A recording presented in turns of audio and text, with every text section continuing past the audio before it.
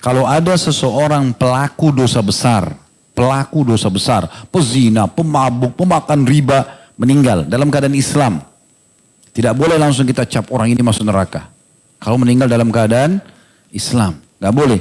Kita harus mengatakan dia masih tahta masyiatillah, di bawah keinginan Allah. Insya azaba wa insya ghafaralah.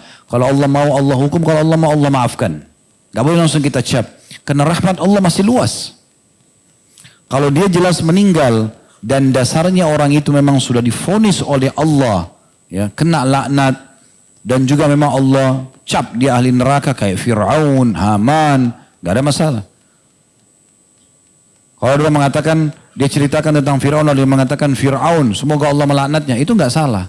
Karena dasarnya memang dia meninggal dalam keadaan kufur dan memang Allah melaknatnya memang. Itu beda. Tapi ini kalau antum ngobrol keseharian, ribut sama orang, kan? Lalu antum menggunakan kata-kata laknat. Sampai yang perlu dijaga adabnya, kalaupun ada orang berbuat kesalahan sama kita, lebih baik dijaga. Jangan ucapkan laknat. Lalu kita mengatakan misalnya orang tidak bayar utang nih, ya Allah mudahkan dia bayar utangnya. Khawatirnya doa yang kita ucapkan buruk justru nggak layak buat dia. Mungkin kita mengatakan ya Allah laknat orang ini karena nggak mau bayar utangnya. Mungkin memang dia belum bisa bayar. Sehingga doa itu kembali ke antum. Hati-hati.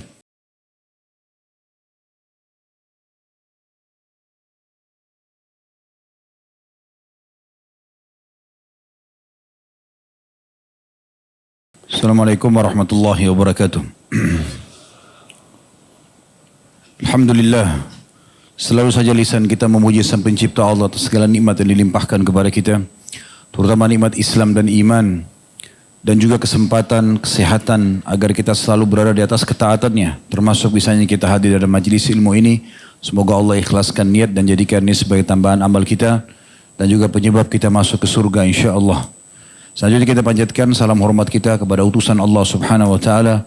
Manusia yang telah Allah perintahkan untuk dijadikan sebagai suri tauladan. Dan mengucapkan satu kali salam hormat kepadanya akan dibalas oleh Allah dengan 10 kali rahmat.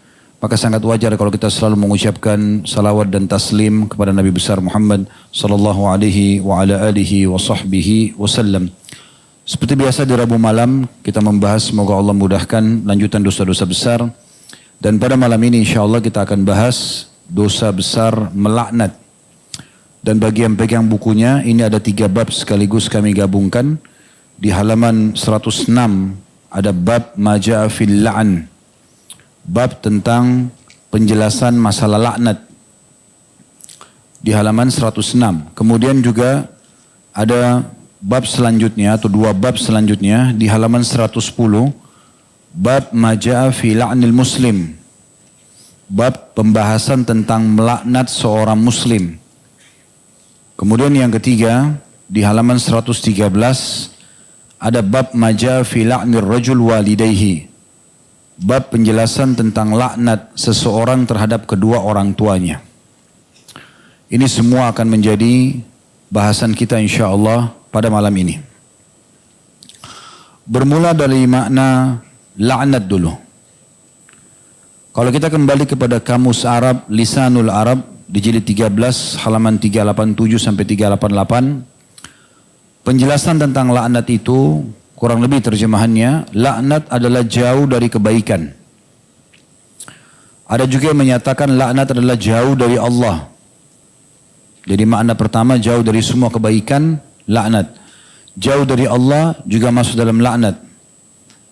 Kata penulis di sini, jadi laknat itu dari manusia dan makhluk. Yang dimaksud adalah laknat ini celaan dan juga doa. Kalau kita simpulkan sebenarnya sih, lebih kepada doa-doa dan kata-kata buruk. Itu laknat. Setiap yang terkena laknat Allah, maka ia berarti jauh dari rahmat Allah dan berhak mendapatkan siksa, akhirnya bisa binasa. Ini definisi yang disebutkan oleh pemilik kitab Kamus Lisanul Arab. Dan ini kamus yang sangat masyhur yang dijadikan sebagai rujukan. Baik teman-teman sekalian, laknat ini hukum asalnya tidak boleh. Mendoakan keburukan, mengharapkan agar seseorang itu kena azab Allah, tanpa ada alasan tidak boleh. Dan bukan merupakan ciri seorang muslim suka melaknat. Beranjak daripada dalil, diantaranya adalah hadis riwayat Muslim di nomor 2597. Sabda Nabi SAW, la yambagi li siddiqin an yakuna la'anan. Tidak boleh, kata Nabi SAW, seorang yang jujur, siddiq, orang yang jujur. Salah satu penghuni surga tertinggi bersama para nabi-nabi nantinya. Tidak layak orang yang jujur suka melaknat. Artinya mengucapkan doa-doa dan kata-kata buruk yang berharap sebuah siksaan atau celaan tertimpa pada orang lain. Begitu juga dalam hadis yang lain riwayat Imam Muslim juga nomor 2597. Jadi hadis ini berdekatan ya. Kalau tadi hadis yang pertama 2597, kalau ini 2598. Kata Nabi SAW, la yakunul la'anuna syufa'a wala syuhada yaumal qiyamah. Orang-orang yang suka melaknat atau para pelaknat, mendoa-doakan keburukan bagi orang, berharap agar seseorang di hadapan dia tertimpa siksa Allah, padahal sebenarnya orang itu tidak layak. Maka orang yang suka melaknat-laknat ini, mencela-cela, mendoakan keburukan, tidak akan dapat menjadi syuhada. Orang-orang yang jadi saksi hari kiamat. Kita kan ini umat Muhammad SAW akan menjadi saksi. Ya, bersama Nabi Muhammad SAW. Dalam sebuah riwayat sahih disebutkan riwayat Bukhari, nanti pada hari kiamat Nuh AS akan didatangkan oleh Allah SWT di mahsyar. Kemudian Allah bertanya kepada Nuh, bersama juga dengan kaumnya, apakah kau telah menyampaikan risalah hai Nuh? Kata Nuh, tentu ya Allah, aku sudah sampaikan. Ditanya kepada kaumnya, apakah Nuh ini telah menyampaikan risalah yang aku perintahkan? Kata kaumnya tidak. Mereka berdusta karena mereka takut jangan sampai Allah hukum di neraka. Hari kiamat neraka nampak depan mata.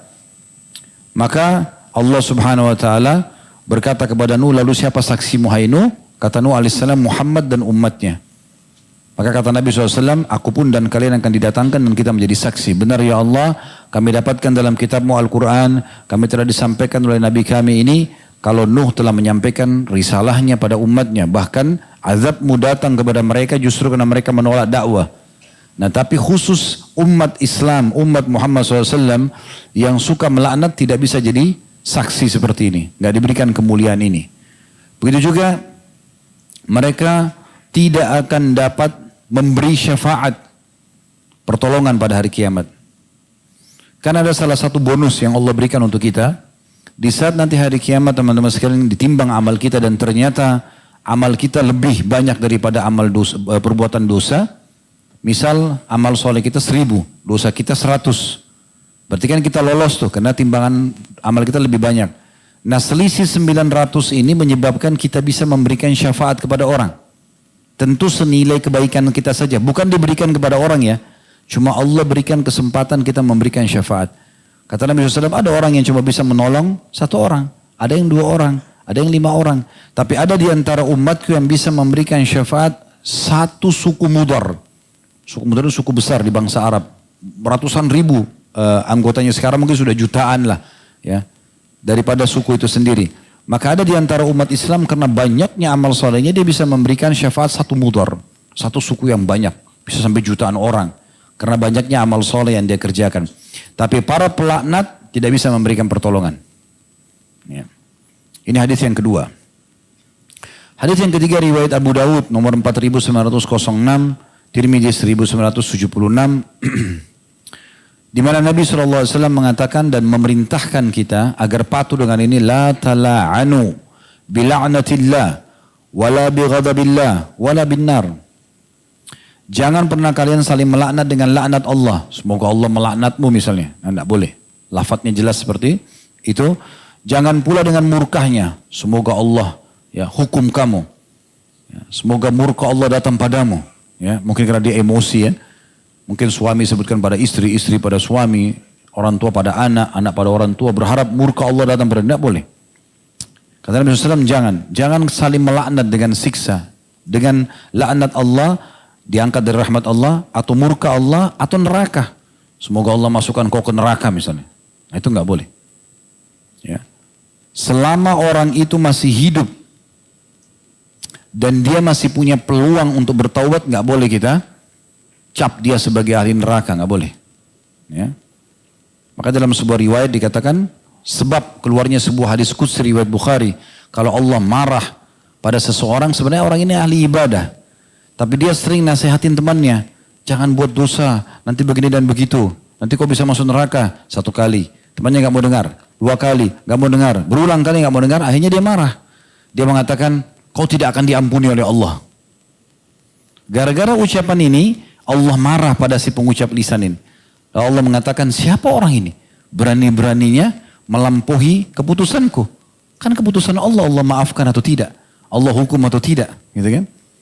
Maka ketahuilah aku telah maafkan justru orang yang berbuat dosa dan aku hapus semua amalmu. Orang yang melaknat ini malah dihapus amalnya. Tugas kita teman-teman dalam berdakwah menyampaikan saja. Penyampaian, bukan penerimaan. Tidak usah berharap diterima dakwah antum, tidak usah. Apalagi harus itu jadi target, tidak usah. Sampaikan saja. Nabi Muhammad SAW pun Allah katakan, ma'alaika illal balak, tugasmu hanya menyampaikan. Nabi SAW berapa kali sedih pada saat mendakwai tokoh-tokoh Quraisy. Maka Allah mengatakan, tidak ada urusan engkau hai Muhammad dengan hidayahnya mereka. Tapi Allah berikan hidayah siapa yang dia kehendaki. Bahkan dalam Islam teman-teman sekalian, kalau ada seseorang pelaku dosa besar, pezina, pemabuk, pemakan riba, meninggal dalam keadaan Islam, tidak boleh langsung kita cap orang ini masuk neraka. Kalau meninggal dalam keadaan Islam, nggak boleh. Kita harus mengatakan dia masih tahta masyiatillah, di bawah keinginan Allah. Insya azaba wa insya ghafaralah. Kalau Allah mau Allah hukum, kalau Allah mau Allah maafkan. Nggak boleh langsung kita cap, karena rahmat Allah masih luas. Kalau dia jelas meninggal dan dasarnya orang itu memang sudah divonis oleh Allah, ya, kena laknat, dan juga memang Allah cap dia ahli neraka kayak Fir'aun, Haman, gak ada masalah. Kalau dia mengatakan, dia ceritakan tentang Fir'aun, dia mengatakan Fir'aun, semoga Allah melaknatnya, itu gak salah. Karena dasarnya memang dia meninggal dalam keadaan kufur dan memang Allah melaknatnya memang. Itu beda. Tapi ini kalau antum ngobrol keseharian, ribut sama orang. Lalu antum menggunakan kata-kata laknat. Sampai yang perlu dijaga adabnya, kalaupun ada orang berbuat kesalahan sama kita, lebih baik dijaga. Jangan ucapkan laknat. Lalu kita mengatakan misalnya orang tidak bayar utang nih, ya Allah mudahkan dia bayar utangnya. Khawatirnya doa yang kita ucapkan buruk justru nggak layak buat dia. Mungkin kita mengatakan ya Allah laknat orang ini karena nggak mau bayar utangnya. Mungkin memang dia belum bisa bayar. Sehingga doa itu kembali ke antum. Hati-hati. Doa buruk. Makanya Nabi SAW mengatakan, tidak ada seseorang yang mendoakan orang lain. Mendoakan orang lain. Kecuali di atas kepalanya malaikat akan mengatakan, walaka mithluhu walaka mithluh. Kau akan dapat yang sama, kau akan dapat yang sama. Kalau ada orang kaya, orang sehat, orang pintar, lalu saya katakan kepada antum, akhi, doakan supaya dia tambah sehat, doakan supaya dia tambah kaya, doakan supaya dia tambah pintar. Mungkin antum tanya, untuk apa Ustaz? Kan sudah pintar, sudah kaya, untuk apa didoakan? Justru kebaikannya buat kita. Karena kalau kita mengatakan, ya Allah tambahkan kesehatannya, ya Allah berkahi ilmunya, ya Allah limpahkan rezekinya. Sebenarnya malaikat atas kepala kita sedang mengatakan apa? Kau akan dapat yang sama. Kau akan dapat yang sama. Kita sedang doakan diri kita sendiri. Tapi kalau kita mengatakan, ini orang semoga jadi bodoh. Semoga bangkrut usahanya. Hasad dari diri. Malaikat di atas kepala mengatakan, kau juga. Jadi tinggal pilih yang mana. Makanya orang mukmin itu subhanallah betul-betul lisannya terjaga sekali. Perhatikan hadis ini. Ya. Kita coba masuk ke halaman 106 ya. Yang diangkat oleh Syekh Muhammad rahimahullah. Hadis Abu Darda radhiyallahu anhu secara marfu dikatakan dengan sanad jayyid, diriwayatkan oleh Abu Daud atau bisa diterima, dan hadis ini ada putun nomor 126 dihasankan oleh Syekh Al-Albani dalam Sahihul Jami' di nomor 1672 yang berbunyi innal 'abda idza la'ana syai'an sa'idatil la'natu ila as-sama'. Sesungguhnya seorang hamba bila melaknat sesuatu, benda makhluk ya, hewan, manusia, makhluk hidup atau benda mati, batu, apa saja yang dianggap benda mati, dia laknat misalnya, maka laknat itu akan naik ke langit. Fatu'laqus sama'u dunaha. Kemudian langit akan ditutup di hadapannya. Tidak bisa kalimat buruk ini naik ke langit, Allah nggak terima. Yang naik hanya ilaihi yas'adul kalimut thayyib wal amalus salih yarfa'u. Ke Allah itu hanya diangkat amal-amal baik dan kalimat-kalimat baik saja. Amal buruk tidak akan naik. Allah nggak perlu terima semua itu. Sudah catat buruk ya sudah, nanti dihukum. Yang baik-baik aja dilaporin kepada Allah. Maka laknat itu akan ditutup pintu langit untuknya. Thumma tahbitu ilal ardi fatughlaqu abwabuha dunaha. Kemudian laknat itu kembali turun ke bumi, lalu pintu-pintu bumi ditutup di hadapannya. Langit ditutup, bumi ditutup. Thumma ta'khudhu yaminan wa shimala. Kemudian dia ke kanan dan ke kiri, maksudnya mencari arah. Atas nggak bisa, bawah nggak bisa. Sekarang tinggal kanan dan kiri. Fa idza lam tajid masagan raja'at ila sahibiha alladhi lu'in. Kalau seandainya dia tidak mendapatkan tempat yang diperkenankan, bisa dia ke arah sana, maka laknat itu akan kembali kepada pemiliknya. Yaitu orang yang dilaknat. Misalnya dia laknat seseorang atau dia laknat benda, yang itu. Diarahkan dulu ke situ. Ya.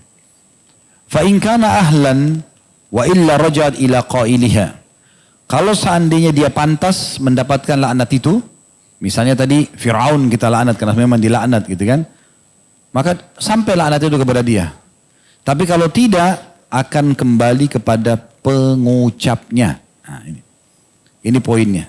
Kembali kepada pengucapnya. Jadi hati-hati. Jangan suka gunakan kata-kata yang tidak baik. Walaupun diri kita sendiri. Lihat diri antum di cermin. Kok saya jelek ya? Kok saya pesek ya? Kok saya hitam ya? Antum ini ciptaan Allah. Urusan antum apa dengan mata antum yang sipit, kulit yang hitam, rambut yang keribu? Biarkan saja. Nikmati selesai. Allah ciptakan begitu. Allah akan datangkan orang yang suka antum itu. Gak usah khawatir. Hah? Kenapa harus khawatir? Tugas kita bersyukur dan menikmati. Percaya diri saja. Wong ini ciptaannya, penciptanya ada kok. Kecuali kita sendiri yang rakit-rakit terus salah. Gitu kan? Kita rakit, mata kita sipit, sebenarnya bisa besar. Memungkinlah, wajar kita salah. Ini enggak, lahir udah gitu. Terus apanya mau diprotes? Hah? Udah biarin aja, alhamdulillah. Terima, syukuri. Ya kan? Itu yang harus kita lakukan. Kemudian Syekh Muhammad mengatakan setelahnya, dan baginya ada syahid atau saksi dari hadis yang lain dalam riwayat Ahmad dengan sanad yang hadis dari hadis yang sama dengan hadis dari Ibnu Mas'ud. Abu Dawud dan lainnya juga meriwayatkan dari hadis Ibnu Abbas, para perawinya thiqah. Ya. Juga ada riwayat Muslim dari Abu Barzah radhiyallahu anhu secara marfu'. Nah, ini hadis yang lain ini, ya. Yang menguatkan tentang tidak boleh mengucapkan laknat. Hadis ini diriwayatkan oleh Imam Muslim nomor 2596. Disebutkan di situ bahwasanya jadi ada kisah ya, ada seorang wanita Ansar pernah menunggangi unta. Namun unta itu pada saat sedang dikendarai memberontak dengan tiba-tiba. Ya. Lalu dengan serta-merta wanita itu melaknat untanya. Lalu Nabi SAW pada saat mendengar itu bersabda. Ya. Kata beliau, la tusahibna naqatun alaiha la'nah. Tidaklah seekor unta yang terkena laknat menemani kami. Maksudnya unta itu disuruh turun penunggangnya lalu diusir, dipergikan saja. Padahal unta itu dilaknat. Pemiliknya doakan keburukan. Nabi sudah larang, tidak boleh ikut dalam kelompok kita. Dalam riwayat lain, khudhu ma'alaiha wada'uha fa'innaha mal'una. Turunkan semua beban yang ada di atas unta itu dan lepaskan unta itu. Karena dia telah dilaknat. Itu nggak boleh. Sial motor ini. Sial mobil ini. Nggak boleh. Apa urusannya dia? Bannya pecah, kurang angin, nggak bisa di starter. Ya udah, ikhtiar aja. Ngapain salahin? Sendalnya dibilang sial, ya. Pintu kena angin sial. Ya. Tambah lagi sialan. Untuk apa? Salahnya apa gitu? Ya. Jadi ini perlu digarisbawahi. Sampai pernah ada satu riwayat, pernah ada seseorang dia kainnya, jubahnya tertiup angin. Kalau tidak salah sama Ibnu Abbas dia berjalan pada saat itu, radhiyallahu anhuma. Kemudian orang itu melaknat angin. Kata beliau, jangan kau laknat angin, karena angin ini diperintah oleh Allah. Dia memang disuruh berhembus. Ya kena kain sempat terangkat, ya mungkin topi kita sempat ya terbang, apalah ya. Contoh, dia tidak salah angin itu. Begitu perintahnya Allah SWT. Udah tugas kita tinggal ambil selesai. Nabi SAW waktu di perang Hunain membagi-bagi harta rampasan perang alaihissalatu wassalam, maka orang-orang pada mendesak beliau karena beliau bagi-bagi banyak sekali, unta, bagi emas segala macam. Saking didesaknya Nabi SAW sampai jubah beliau jatuh, gitu kan? Dan beliau terpukul, terdorong mundur sampai mendekati ada pohon-pohon di situ yang khawatirnya juga ada durinya gitu. Maka kata Nabi SAW, wahai sekalian manusia, kembalikan dulu jubahku. Sesungguhnya demi Allah, aku tidak akan pernah simpan harta ini kalau semenjak masih ada di tanganku. Aku akan bagikan, tidak usah khawatir, gitu kan? Tapi Nabi SAW tidak menyalahkan. Karena jubah beliau jatuh, beliau cuma mengatakan kembalikan. Begitu simpelnya seorang muslim hidup. Orang yang terbiasa melaknat-laknat, emosional, nanti susah hidupnya. Karena semuanya salah bagi dia. Karena terbiasa menyalah-nyalahkan itu. Kita langsung pindah ke halaman 110. Bab yang selanjutnya yang tentang bab larangan atau bahasan tentang melaknat seorang muslim. Ya, ini tambahan dalilnya ya. Itu diangkat 2 buah hadis oleh beliau. Hadis pertama dari Thabit bin Dahhak radhiyallahu anhu secara marfu. Riwayat Bukhari, Muslim, Imam Bukhari nomor 6105 sama Muslim 110. Itu di footnote ya, footnote nomor 133. Kata Nabi SAW, la'nul mu'mini qaqatlihi. Melaknat seorang mukmin seperti membunuhnya. Itu kan ada larangan ya. Dan kita sudah bilang, kalau seandainya diikuti dengan ancaman yang berat, maka berarti dia dosa besar. Nah, laknat sudah kita bilang tadi, sebenarnya nggak boleh mengucapkan kata-kata buruk. Lebih baik kita mengatakan semoga Allah berikan kamu hidayah, ya. Semoga Allah perbaiki keadaanmu. Dalam keadaan kita emosi pun jauh lebih baik. Permasalahannya bukan hanya sekedar dianya, ya. Kita selamatkan dari serangan kita. Kitanya bisa terserang dengan doa itu sendiri sebagaimana sudah kita bacakan hadisnya. Kalau sampai dia tidak layak orang itu. Ya kan gitu. Kita kan tidak pernah tahu kondisi orang. Umumnya fitrahnya manusia itu tidak mau punya masalah. Tapi kalau orang buat masalah cuma 2 keadaan. 90% terdesak. 10%-nya mungkin disengaja. Jadi orang pasti ada masalah tuh. Memang dia kalau pada dia sedang ada tidak bayar utang, tidak ini, memang ada 90% itu terdesak. 10% yang sengaja. Memang orang itu buruk sekali akhlaknya. Lebih banyak orang memang karena nggak bisa gitu. Dia mau bayar nggak tahu bagaimana. Lalu untuk apa dilaknat? Kita cuma sekedar menghilangkan dendam. Ini orang tidak mau bayar utang, ya Allah, butakan matanya. Misal, itu kan. Patahkan kakinya, apalah. Orang doakan buruk. Terpenuhi, bisa saja terpenuhi karena antum kan terzalimi kan gitu. Tapi masalahnya, kalaupun misalnya diijabah, laknat itu 2 itu datang kepada dia. Baik, selesai itu. Habis itu antum dapat apa? Matanya buta, kakinya patah, terus dapat apa? Utang kita nggak dibayar. Dan murid dendam. Coba antum bilang, ya Allah berikan hidayah. Mudah-mudahan dia bisa bayar utangnya. Antum dapat pahala dengan doa itu. Kalau dia diterima doa antum, dia akan bayar utang antum. Selesai, dapat 2-2. Dapat pahala, dapat bayar utang. Plus lagi ada plusnya. Awet muda. Iya. Awet muda orang tidak suka laknat. Emosional, suka marah. Mukanya berkeriput-keriput. Macam-macam. Sini keriput, sana keriput. Emosional, suka marah. Semuanya dimarahin sama dia. Ya. Apa saya dimarahin? Bahkan dia salah pakai sendal, sendalnya juga dimarahin. Hah? Dia jalan, dia keselio, dia yang salah, dimarahin lantainya. Lantai kakinya salah. Aneh betul. Ya? Jadi rusak sendiri, kejiwaannya pun jadi rusak gitu. Jadi melaknat seorang mukmin sama dengan membunuhnya. Kenapa di sini dibahasakan membunuhnya? Karena bisa bermakna kalau doa itu betul diijabah sama Allah, Kayak tadi kita bilang misalnya orang tidak bayar utang, orang zalimi kita lalu kita doakan, kan sama kita membunuh dia. Apalagi kalau doanya betul-betul sampai musnahkan ya Allah. Luar biasa. Baik dia mati setelah itu habis, selesai. Dendam saja.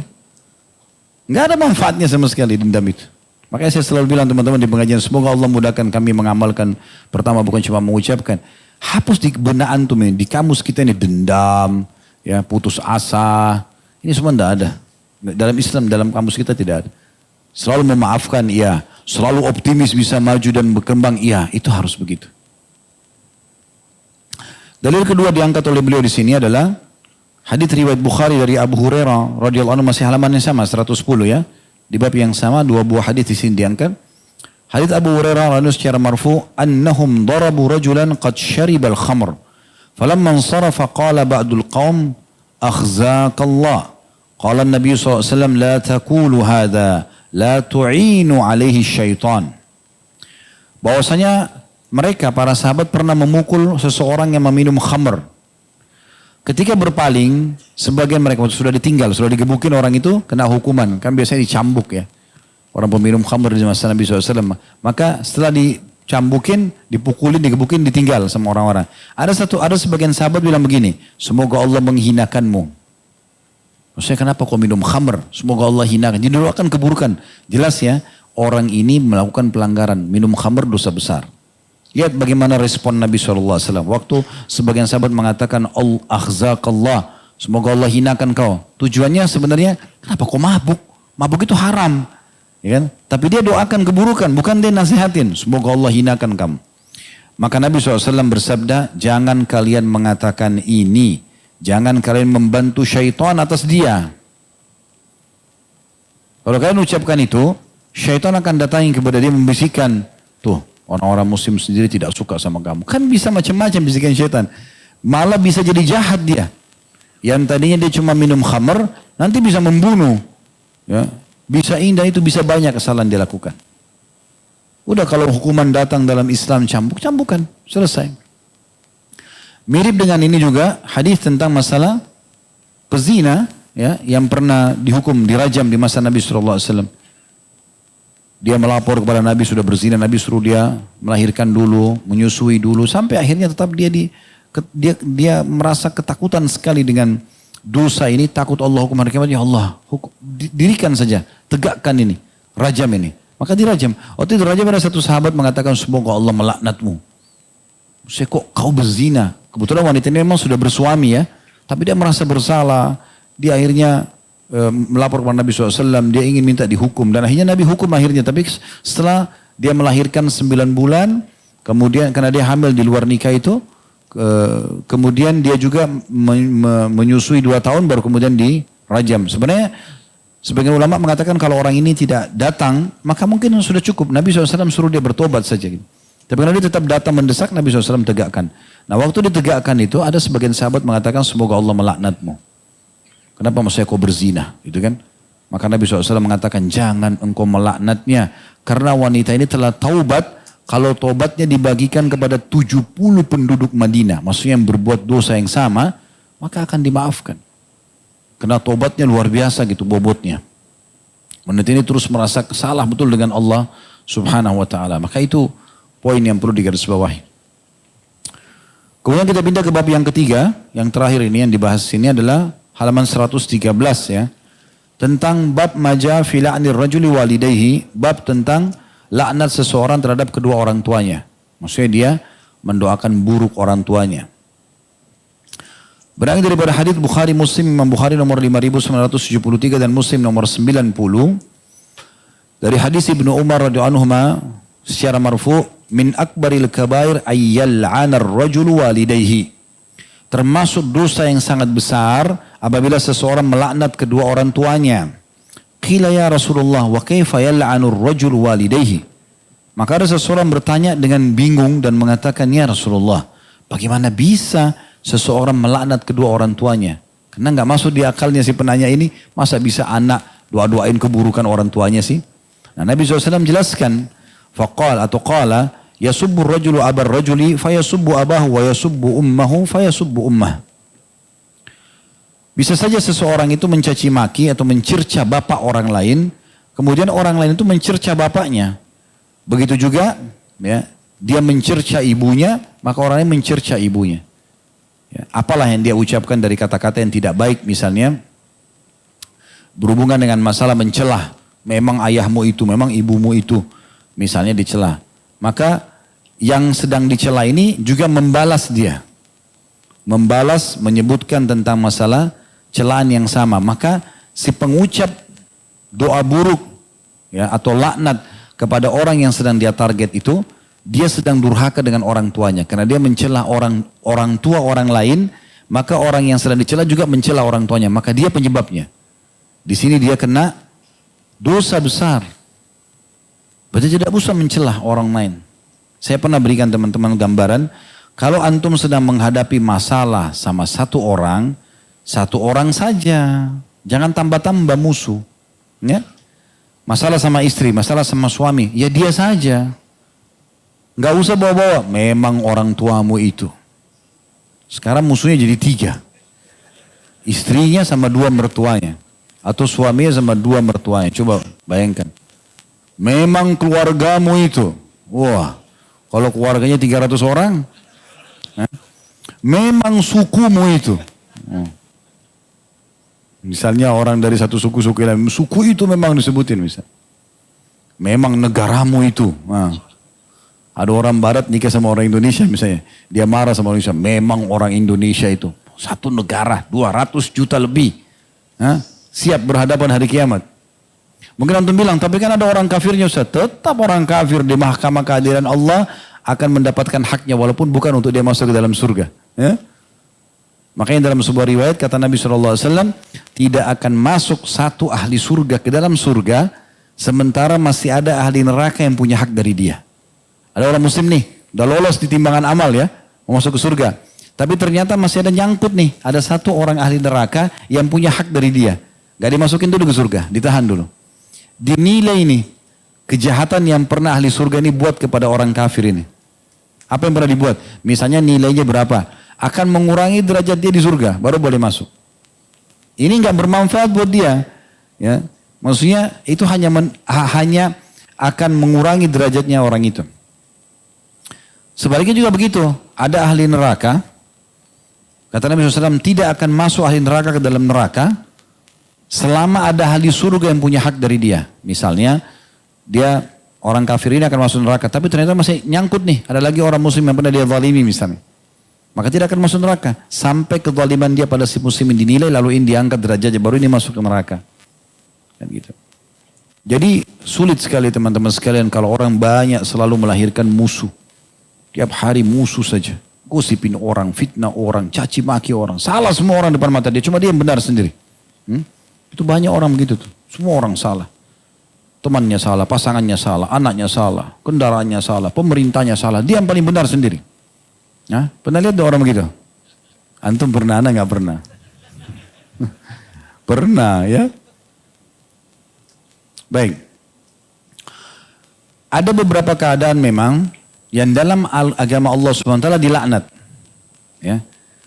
Tetapi kalau itu memang laknatnya dalam syariat dikhususkan memang Allah yang melaknatnya, maka kita tidak usah ikut-ikutan. Biarkan saja. Ya. Contoh misalnya, ada tentang laknatnya para penyembah berhala. Ya. Ada laknat para pelaku maksiat. Itu memang dilaknat dalam syariat. Tapi yang melaknatnya adalah Allah, malaikat. Ya. Memang Allah menghilangkan rahmatnya pada orang-orang ini. Begitu juga orang yang mencela orang tuanya tadi. Gak usah karena dia cela orang tuanya, antum ikut-ikutan. Oh ini berarti dilaknat nih, kamu dilaknat sama Allah. Gak usah antum ikut-ikutan. Dia saja urusan dia gitu. Begitu juga dengan orang yang mengubah batas tanah. Patokan tanah dipindahin. Bukan hak dia dipindahin 1 meter, tarik setengah meter, ambil haknya orang lain. Itu semua tergabung dalam sebuah hadis. Hadis riwayat Muslim nomor 1978 di mana Nabi SAW bersabda dari hadis Ali radhiyallahu anhu, la'anallahu man dzabaha li ghairillah. Allah melaknat siapapun yang menyembelih untuk selain Allah, tumbal ya. Kasih gunung, kasih ke lautan, kasih ke dewa ini, dewa itu. dilaknat. Wa la'anallahu man awa muhditsan. Allah melaknat juga para pelaku dosa. Wa la'anallahu man la'ana walidayhi. Allah melaknat juga orang yang melaknat kedua orang tua yang tadi sudah kita jelaskan, ya. Wa la'anallahu man ghayyara al-manar. Dan Allah juga melaknat orang yang mengubah batas tanah. Kemudian juga Allah juga melaknat orang-orang atau Rasulullah SAW juga, ya, dan itu dari atas perintah Allah, melaknat para peminum khamr. Dalam hadis, ya, Anas bin Malik radhiyallahu anhu beliau berkata, la'ana Rasulullah SAW fil khamri 10. Rasulullah SAW melaknat dalam khamr, minuman keras yang makanan atau minuman yang memabukkan, itu 10. Allah melaknat 10 golongan dalam masalah khamr ini. Disebutkanlah asiraha. Yang pertama yang memerasnya. Ya. Yang kedua, wa mu'tasiraha. Orang yang mengambil hasil perasannya. Ya kalau zaman dulu mungkin masih manual pakai tangan, pakai alat manual. Kalau sekarang kan orang sudah pakai teknologi. Nah ini masuk ini, ya. Yang kerja di pabriknya, ya. Yang memerasnya, yang mengambil perasannya, memindahkan dari satu wadah ke wadah yang lain saja. Yang ketiga, wasyaribaha, yang meminumnya. Yang keempat, wahamilaha, yang memikulnya, yang mendistribusikan. Ya. Jadi yang pertama memeras, yang kedua mengambil hasil perasannya, yang ketiga meminumnya, yang keempat mendistribusikan. Yang kelima, wal mahmulata ilaihi, dan juga yang memesannya. Yang keenam, wasaqiyaha, yang menuangkan. Ya. Pekerja-pekerja di restoran atau di bar menuangkan khamr. Yang ketujuh, wabai'aha, penjualnya. Yang kedelapan, wa akila samaniha, yang memakan hasil penjualannya. Yang kesembilan, wal mushtariya laha, yang membelinya. Kemudian yang ke-10, wal mushtaratul lahu, ya.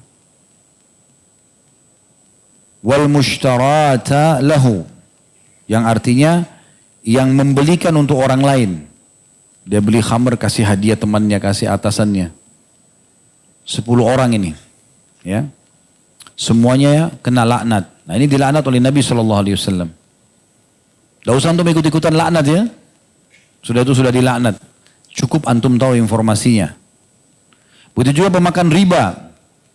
Ini golongan yang ke-6. Kalau tadi kan kita sudah sebutin golongan pertama, ya. Siapa tadi? Yang menyembelih selain Allah, syirik, ya. Kemudian pelaku maksiat, 2. Yang ketiga mencela orang tuanya. Yang keempat yang merubah batasan tanah, ya. Yang kelima yang mengkonsumsi khamr. Tepatnya tadi 10 golongan yang sudah kita sebutkan, yang memeras, ya, yang mengambil hasil perasan, yang meminumnya, yang mendistribusikan, yang memesannya, yang menuangkannya, yang menjualnya, yang makan hasil penjualannya. Ya. Tentu di poin ke-8 ini yang menghakkan hasil penjualan kalau dia tidak tahu, ya. Tapi kalau ada seorang istri dia tahu suaminya kerja itu, lalu dia makan hasilnya, ini kena di sini. Yang membeli secara langsung dan juga yang membelikan untuk orang lain. Yang ke-6 yang memakan riba. Sesuai dengan hadis Nabi SAW riwayat Muslim, la'ana Rasulullah SAW, hadis Jabir radhiyallahu anhu, beliau mengatakan la'ana Rasulullah SAW akil riba wa mukilahu wa katibahu wa syahidaihi wa qalahum sawa. Rasulullah SAW melaknat pemakan riba. Nah, di sini juga ada beberapa tingkatan, ada beberapa orang, ya, golongan yang kena laknat semua ini. Akil riba, pemakan ribanya, kemudian mukilaha, ya, itu adalah penyetor riba itu sendiri, yang menyetornya. Wa katibaha, pencatat transaksi riba. Wa syahidaihi, dan 2 orang yang menjadi saksi terhadap riba. Kata Nabi SAW, mereka semua sama. Ini hadis riwayat Muslim. Dan ada kaidah yang jelas dalam masalah ini, Karena ini dalam masalah utang piutang, kullu qardin jarra manfaatun fahuwa riba. Semua utang yang mendatangkan manfaat maka riba. Makanya pernah kita jelaskan teman-teman sekalian, investasi dalam Islam ada dua. Ada investasi yang antum bisa ambil keuntungan, mudharabah sama murabahah. Bagi hasil atau beli putus. Ya.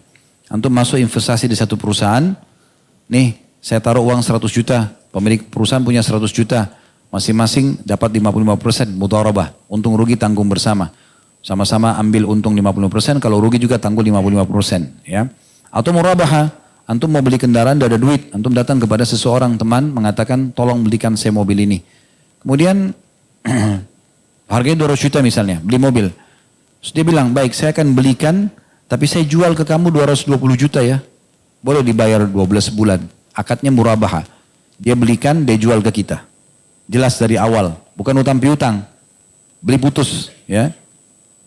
Nah ini boleh.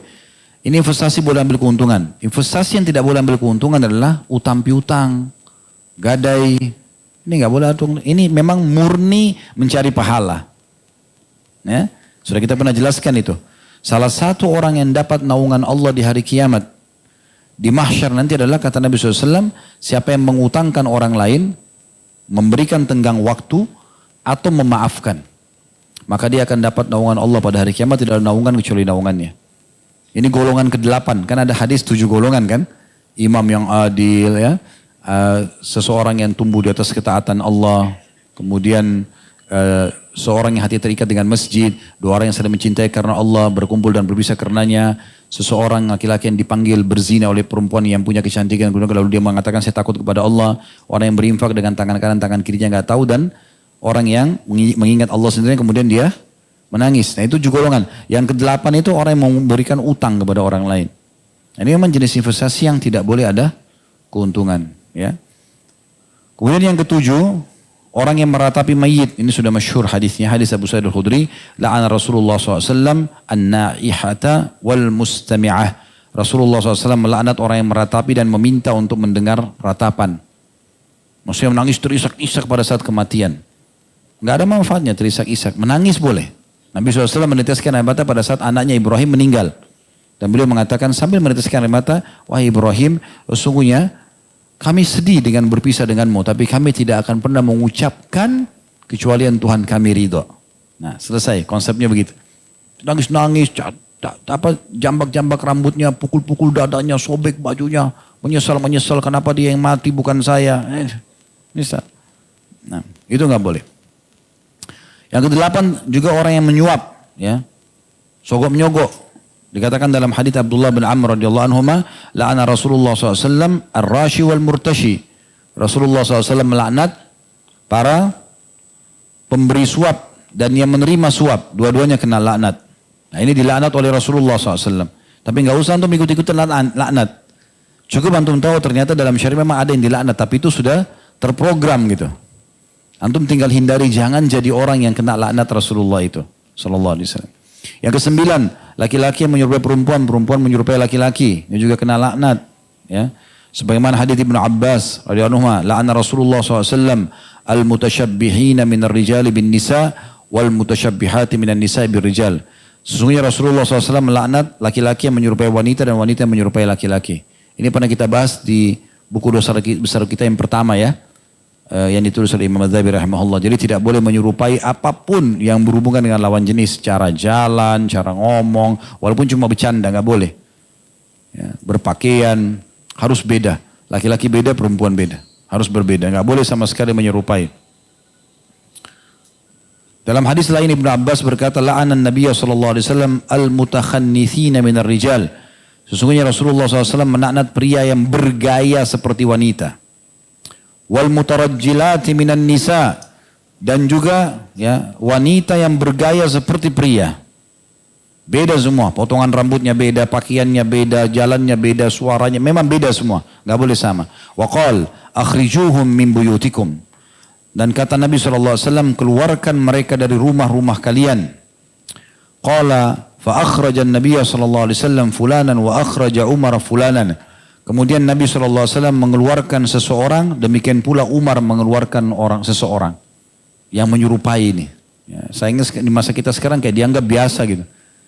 Prestasi, bahan lelucon, laki-laki jadi banci nggak apa-apa gitu kan. Perempuan menyerupai laki-laki, ini aneh betul ini, penyakit. Tapi ini tidak boleh dalam Islam, dilarang. Baik, masih ada mungkin beberapa golongan, kita lanjutkan insya Allah setelah sholat nanti. Baru kita buka pertanyaan. Subhanakallahumma bihamdika, asyhadu an la ilaha illa anta astaghfiruka wa atubu ilaik. Wassalamualaikum warahmatullahi wabarakatuh. Assalamualaikum warahmatullahi wabarakatuh. Alhamdulillah wassalatu wassalamu ala Rasulillah. Kita langsung lanjutkan saja tentang masalah beberapa golongan yang dilaknat oleh Allah Subhanahu wa taala dan Rasulnya Muhammad sallallahu alaihi wasallam. Selanjutnya adalah orang-orang yang menjadikan dunia sebagai target. Dan isinya pada saat beraktivitas di dunia ini semuanya tidak ada hubungannya sama zikrullah, tidak ada hubungannya sama ibadah, tidak ada hubungannya sama keimanan, maka ini kena laknat. Sesuai dengan hadis riwayat Ibnu Majah dan Tirmidzi, dan ini disahihkan atau dihasankan oleh Syekh Al-Albani hadisnya dari hadis Abu Hurairah radhiyallahu anhu bahwasanya Nabi sallallahu alaihi wasallam bersabda, "Ad-dunya mal'unatun mal'unun ma fiha illa zikrullah." Dunia ini seluruh isinya dilaknati. Ya. Saya diangkat keberkahannya dan rahmat Allah kecuali zikir kepada Allah. Wa ma walahu au aliman au muta'alliman. Dan segala yang dicintai oleh Allah, silaturahim keluarga, jenguk orang sakit, semua jenis ibadah. Dan juga seorang yang alim atau orang yang belajar. Orang yang mengajar atau orang yang belajar. Nah ini yang selamat dari laknat. Artinya keberkahan yang ada tidak diangkat. Ya. Kemudian juga termasuk orang yang dilaknat adalah orang yang menggauli istrinya dari dubur. Hubungan biologis halal dalam Islam selama pada pasangan yang halal. Kecuali kalau diletakkan pada yang diharamkan Allah. Seperti menggauli kemaluan istri pada saat haid dan nifas. Atau memasukkan kemaluan di dubur. Dan itu kata Nabi SAW dalam hadis riwayat Ahmad. Dan ini hadis dihasankan oleh Syekh Al-Arnaud. Mal'unun man atam ra'atun fi duburiha. Ya, terlaknat orang-orang yang menyetubui istrinya dari duburnya. Ya. Ini kena laknat. Dan harusnya memang dihindari oleh setiap muslim. Oleh karena itu pernah kami berikan masukan teman-teman. Jangan pernah belajar biologis dari film-film porno, itu nggak benar. Karena mereka punya pola dan tata cara sendiri. Mereka punya cara sendiri dalam biologis. Mereka tidak pernah tahu mana yang boleh, mana yang tidak boleh. Semua yang dikerjakan. Dan sudah sering kami sampaikan sebenarnya orang melakukan interaksi biologis itu sama dengan orang yang melakukan interaksi sama antara dia dengan makanan, dengan minuman. Sesuatu yang alami semua orang tahu. Karena dengan interaksi biologis otomatis ya akan ada populasi keturunan. Kan begitu. Selanjutnya juga adalah Allah melaknat para pemimpin yang tidak disukai oleh masyarakatnya dalam hal agama ya, tidak disukai dalam hal agama di sini. Bukan hal fisik, bukan hal duniawi, tapi hal agama. Dia lakukan pelanggaran-pelanggaran agama, maka tidak disukai dan dibenci karena banyak pelanggaran agama yang dilakukan. Atau istri yang tidak taat sama suaminya, ya. Atau tidak memenuhi azan saat sholat berjamaah sesuai dengan hadits Anas bin Malik. Itu tergabung ketiganya dalam hadits ini. Ia berkata, la'ana Rasulullah SAW thalathah. Rasulullah SAW telah melaknat 3 orang. Yang pertama, rajulun amma qauman wahum lahu karihun. Seseorang yang memimpin satu kaum lantas mereka tidak suka lantaran penyimpangan agama. Ingat, bukan fisik, bukan urusan dunia. Tapi agama. Pelanggaran agamanya terlalu banyak. Diingatkan tidak mau dengar. Nah sebenarnya orang seperti ini kena laknat. Ya. Dalam hadis ini. Kemudian yang kedua, wamra'atun batat wa zawjuha 'alaiha sakhit. Ini hati-hati bagi para istri, yaitu seorang wanita yang tidur di malam hari, namun dia membuat suaminya marah. Ya. Karena tidak mau patuh pada suaminya ya.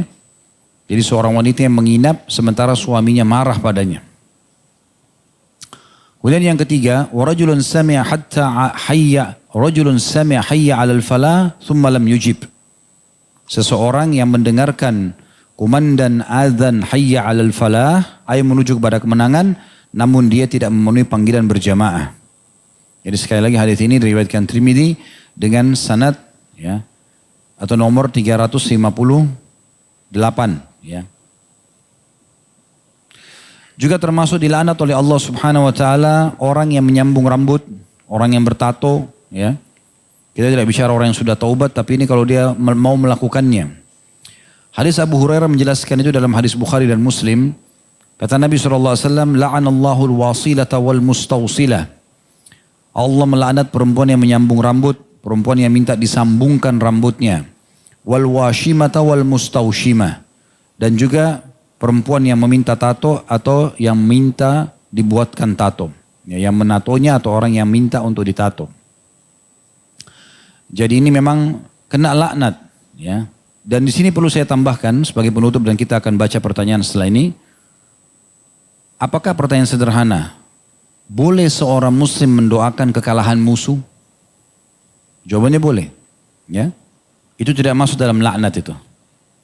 Karena dasarnya kemenangan bagi umat Islam adalah target dan kebaikan. Oleh karena itu kita tidak salah. Makanya Nabi SAW biasa mendoakan agar muslimin menang. Pasukan musuh dikalahkan. Nah, itu tidak masuk dalam laknat. Yang dilarang kalau berhadapan dengan musuh itu adalah syamata. Menganggap remeh musuh. Nah itu yang tidak boleh. Apa itu? Mereka orang kafir pasti kalah. Gak boleh itu. Jangan. Itu yang terjadi pada sahabat di perang Hunain. Jumlah muslimin, pasukan muslimin dari Madinah 10.000 orang. Berhasil melakukan Mekah tanpa perlawanan. Ada mu'allaf masuk Islam 2.000 orang. Jumlahnya 12.000 orang. Nabi SAW arahkan pasukan ini menuju ke wilayah Hunain untuk berhadapan dengan pasukan Hawazim, suku Hawazim.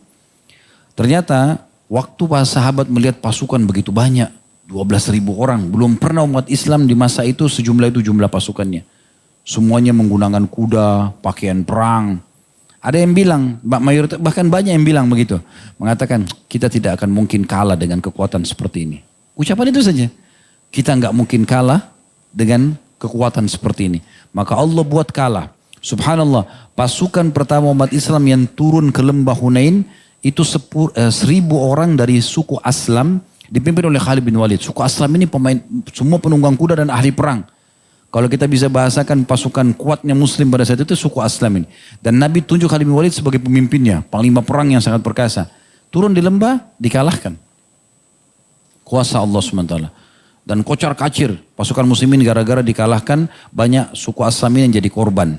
Hanya Nabi SAW tetap bertahan dengan 100 orang sampai Allah berikan kemenangan. Tapi kalau antum kembali kepada sebab kalahnya perang Hunain, nah ini tadi. Penganggap remehan pasukan. Ya. Nah ini juga tidak boleh terjadi pada individual ya. Seperti Umar mengatakan, aku tidak berani mengatakan pada wanita yang sedang hamil lewat di hadapanku, ih perutnya besar ya. Jangan sampai Allah buat perutku jadi besar. Nah sampai seperti itu. Nah ini bahasan tentang masalah laknat, semoga Allah menjaga kita. Mudah-mudahan bisa bermanfaat insyaAllah. Kalau ada benar dari Allah, kalau ada salah dari saya mohon dimaafkan. Subhanakallahumma bihamdika. Asyhadu an la ilaha illa anta astaghfiruka wa atubu ilaik. Wassalamualaikum warahmatullahi wabarakatuh.